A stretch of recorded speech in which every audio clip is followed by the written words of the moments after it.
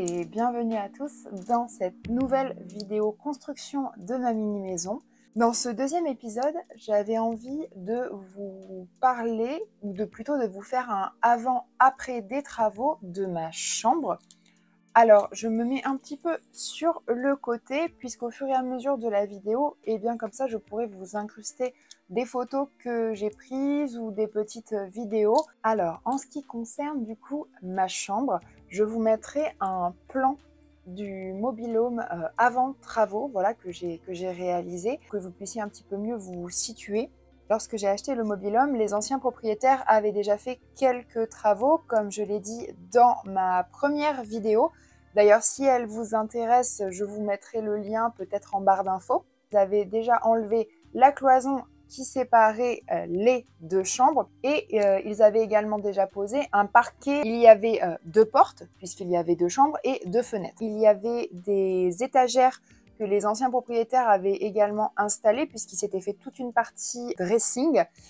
Il y avait 3 têtes de lit qui étaient agrafées sur les parois. Il y avait également au-dessus du lit de place une énorme étagère murale. Et comme vous le verrez sur le petit plan que je vais vous mettre juste à côté de moi, il y restait également une partie de la paroi et ils avaient conservé également la coiffeuse et la penderie pour le coup puisqu'il y avait déjà une armoire de prévu.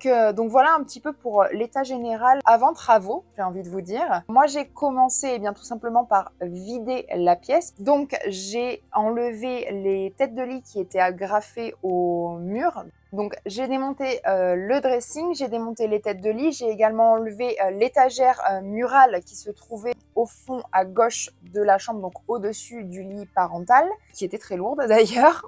J'ai également enlevé le morceau de paroi qui était au milieu de la pièce en fait. Et j'ai enlevé le miroir qui était au-dessus de la coiffeuse. Et pour cette partie-là, c'est tout ce que j'ai enlevé d'ailleurs.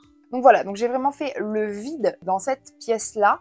Donc, eh bien, j'ai commencé par lessiver déjà le plafond, puisque je voulais le peindre, puisque c'est vraiment un plafond mobil-home, donc il était un peu gris avec comme des petits dessins dessus. Ça, j'aimais pas du tout, ça faisait pas maison en fait, pour moi ça faisait pas fini. Donc j'ai bien nettoyé mon plafond et ensuite je l'ai peint et j'ai sur plus long mur en fait de la chambre, j'ai voulu mettre du lambris pour habiller, donner un esprit chalet, puisque c'est ce que j'ai véritablement voulu pour cette petite maison.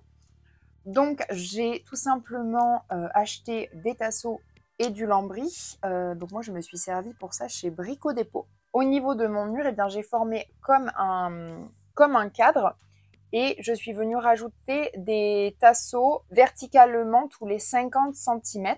Par-dessus cette structure-là, eh bien, je suis venue plaquer mes lames de lambris. Vous le verrez, j'ai pris quelques photos au fur et à mesure de l'étape de construction de ce mur-là. J'ai plaqué bien, mes lattes de lambris que j'ai encastrées ensuite les unes dans les autres. Et donc pour créer un décalage, puisque je ne voulais pas quelque chose de très linéaire, un petit peu comme on peut trouver dans les maisons de bord de mer, ou voilà, je voulais quelque chose d'assez naturel, assez asymétrique.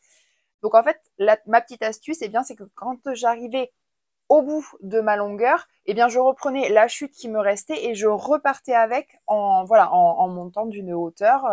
Voilà, je redémarrais comme ça. Et donc, à chaque fois, ça m'a créé un décalage au niveau de mon lambris. Et je trouve ça assez joli d'ailleurs. Donc voilà, une petite astuce bricolage. Donc, j'ai fixé mes lattes de lambris donc, au clou, avec des petits clous exprès. Mais je me suis aperçue en montant mon mur, eh bien, qu'il y a des moments où le lambris avait tendance à faire un petit peu comme un ventre en fait, à avancer et à pas très bien tenir puisque les pointes sont vraiment très petites. Donc du coup, il y a quelques endroits où j'ai dû visser avec vraiment des très longues vis qui traversent toute la paroi, c'est-à-dire qui traversent mon lambris, mon tasseau et la paroi du mobil-home et qui ressortent même pour le coup à l'extérieur. J'ai vraiment pris toute la structure pour que mon mur en fait tienne et qu'il n'y ait pas de soucis. Une fois donc que le mur en lambris a été réalisé, je suis passée de l'autre côté de la chambre et donc j'ai condamné la porte, la deuxième porte qui se trouvait véritablement dans une espèce de petit renfoncement. J'ai acheté cette plaque que j'ai fait couper sur mesure. Après, je n'ai plus qu'à la prépercer, à la visser sur le mur directement. Donc là par contre je l'ai bien vissé partout. J'ai bien rebouché les trous avec une pâte exprès. J'ai poncé et par-dessus j'ai posé un papier à peindre que j'ai peint du coup en blanc. Et sur le mur du coup qui est juste sur le côté et qui donne en face du mur en lambris, là il y avait un trou dans la paroi, donc il fallait bien aussi que je le cache ou que je répare, mais c'est vrai que réparer des parois dans un mobil-home c'est quand même très compliqué. Donc, pour le coup, je me suis dit, eh bien, fais ce tout petit pan de mur entièrement en lambris, comme ça, en plus, ça fera un rappel avec ce que tu as en face. Donc, pour le coup, je regrette absolument pas mon choix. Donc, j'ai monté aussi un petit mur en lambris à cet endroit-là que j'aime beaucoup. Et donc, pour les deux parois qui me restaient, eh bien, là, j'ai voulu directement les tapisser sans poser de mélaminé ou sans refaire un petit peu la structure, les murs, sans vouloir consolider les murs, eh bien j'ai voulu directement tapisser. Et c'est ce que j'ai fait, du coup j'ai repris de la chute de mon papier à peindre qui me restait. Je l'ai collé comme un papier peint normal, coupé, collé, et donc mis sur mon mur côté fenêtre et le mur côté intérieur qui était en face. Et je l'ai peint en blanc. D'ailleurs, je crois que j'ai quelques photos de ce moment-là, des travaux, donc je vous les mettrai. Et à ma grande désillusion, voilà, donc c'est pour ça aussi que je vous fais part eh bien, de ce qui m'est arrivé à ce moment-là, puisque surtout, voilà, si vous vous lancez dans un projet comme ça, ne faites pas les mêmes erreurs que moi, s'il vous plaît, vraiment. Donc ce qui s'est passé, c'est qu'en fait, tout simplement, le papier peint s'est décollé. Il ne tenait absolument pas sur les parois du mobil-home, puisqu'en fait, c'était un papier peint qu'il y avait, mais un papier peint un petit peu, je dirais, plastifié. C'est une matière très bizarre.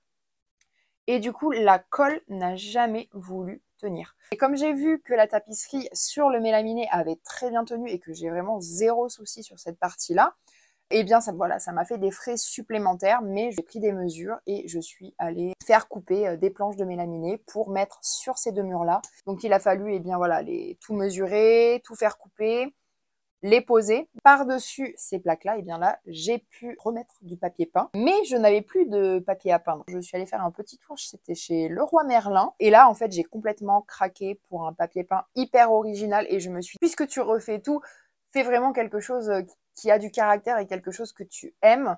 Et j'ai flashé donc sur le papier peint, vous le verrez, celui que j'ai mis qui est bleu avec des oiseaux et des fleurs. J'ai fait un seul pan de mur comme ça, puisque la pièce est quand même pas très grande, donc je voulais pas que ce soit hyper étouffant. Mais j'ai fait donc ce pan de mur comme ça que j'adore et qui n'a absolument pas bougé, hein, tout va bien. Et donc le pan de mur en face, lui, je l'ai fait dans une couleur un petit top avec irisé que je trouvais super joli aussi. Et finalement, cette mésaventure eh bien, aura fait que j'ai mis des papiers peints que j'adore, qui ont beaucoup plus de caractère et j'adore ma chambre comme ça. Donc, après avoir fait les murs, j'ai fixé toutes les baguettes, tout ce qui servait à faire les finitions et je me suis attaquée un petit peu au dressing. Alors, il y avait déjà un placard de base sur la partie droite. De toute façon, je vous mettrai des photos. Et donc, à gauche, il y avait une coiffeuse. Et donc là, je me suis dit, mais en fait, tu as quand même besoin d'un dressing. Du coup, j'ai enlevé le miroir côté coiffeuse puisque ça, j'en avais pas l'utilité. J'ai mis un bon petit coup de peinture blanche et j'ai réutilisé l'une des étagères blanches et les équerres. Et donc, comme vous le verrez, j'ai mis une grande tringle devant avec des jolis rideaux en lin. Et je trouve que c'est un dressing qui est quand même très pratique, vraiment à moindre frais. Même les rideaux, je les ai récupérés. En fait, je ne les ai pas payés. Et la tringle, je l'avais acheté chez Action, donc c'était des tringles à 6,99 €. Donc pour le coup, c'était parfait. Et donc voilà un petit peu pour le point travaux dans la chambre. Concernant la décoration, alors je vais en parler que très brièvement dans cette vidéo, puisque si ça vous dit, eh bien à la fin de cette série, j'avais envie de vous faire un house tour final et de vous détailler un petit peu plus eh bien, tous mes éléments de déco, d'où ils proviennent, où est-ce que j'ai pu les chiner, ou même mes astuces en fait, puisque je suis dans un espace qui est quand même relativement petit, donc mes astuces rangement. Si tout ça vous intéresse, surtout n'hésitez pas à le dire en commentaire. Mais je vais quand même vous expliquer très brièvement en termes de déco. Donc j'ai mis une tête de lit en rotin. voilà, au niveau de mon lit, et des petits éclairages qui font quasiment toute la longueur du mur en lambris. Et j'ai réutilisé une petite table ronde qui me sert du coup de table de chevet, et j'ai une étagère en fait qui était prévue pour être utilisée verticalement, mais que moi j'ai renversée horizontalement, sur lesquelles je pose voilà, quelques petits accessoires, mes plantes, et j'ai mis un tapis Esprit Berbère au sol, puisque je trouve que dans une chambre, ça apporte véritablement quelque chose de chaleureux. Donc voilà, c'est pour ce que j'ai pu faire un petit peu en termes de décoration, assez brièvement. De toute façon, je vous mettrai un petit plan ici, un petit plan que j'ai réalisé eh bien, de la chambre après travaux. Et sur ce, eh bien, moi, je vais vous laisser avec eh bien, les images.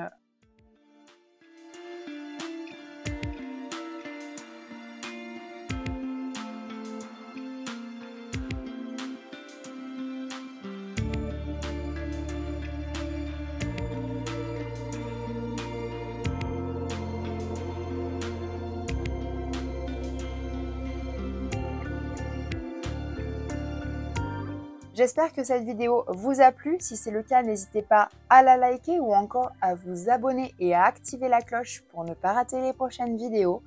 Quant à moi, je vous dis à bientôt. Ciao!